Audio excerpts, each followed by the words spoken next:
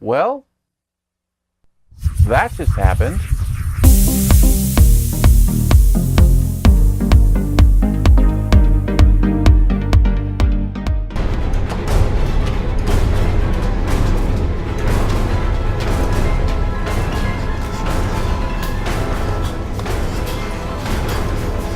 Hey, was machen Sie hier?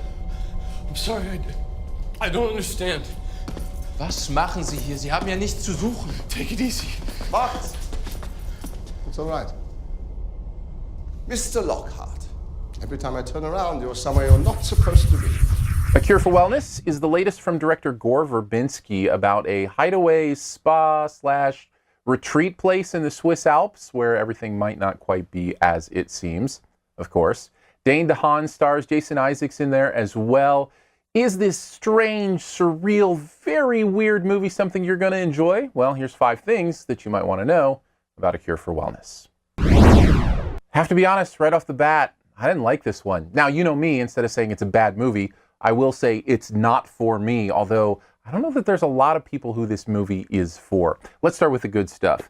Gore Verbinski knows how to frame the camera. This movie has some incredible shots. Different things in the foreground and background, the way the frame looks, what it captures. It is wall-worthy, right? Like stuff you could print off, hang on your wall, and it would look like a beautiful piece of art. He's really good at that stuff, and it's all throughout this film.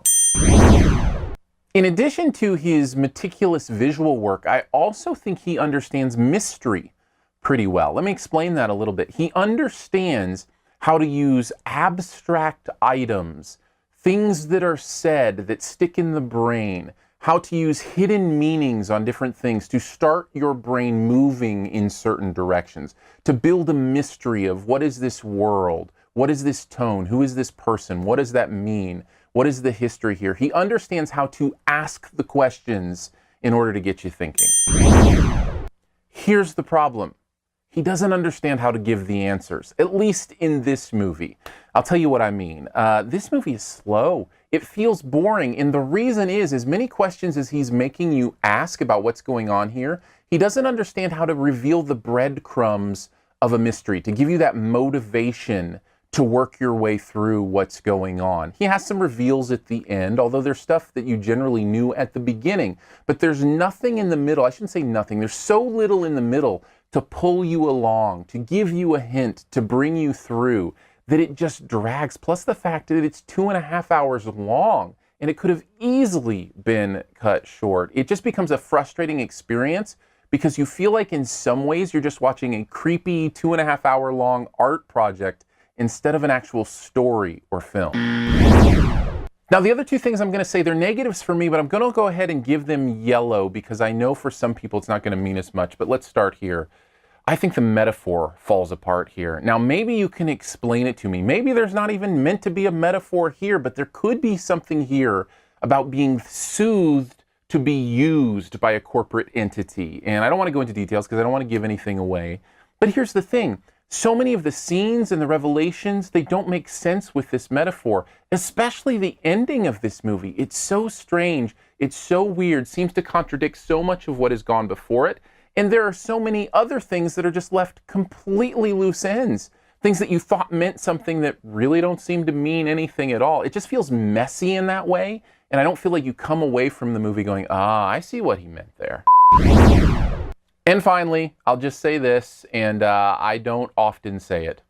This movie's sick, like perverse, in a way that is not just meant to be shocking, but seems completely unnecessary.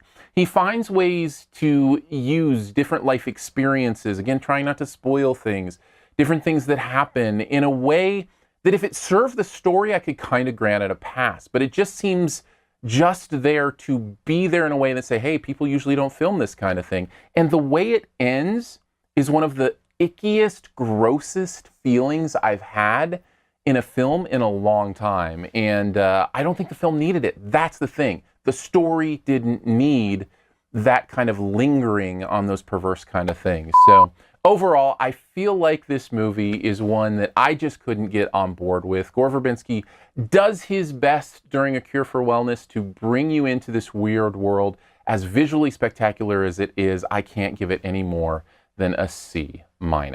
Thanks for checking out this Your Movie Friend review. We'll get to the best ever challenge here in a bit. Before we do, I would like to connect more with you, chat movies. If you love movies, pop culture, let's hang out. Aaron Dicer is my name. It's also my Twitter handle. So at Aaron Dicer, AARONDICER.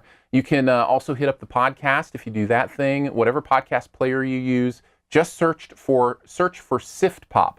SiftPop. We talk pop culture every week. You can actually listen live, or you can have it just download to your podcast later.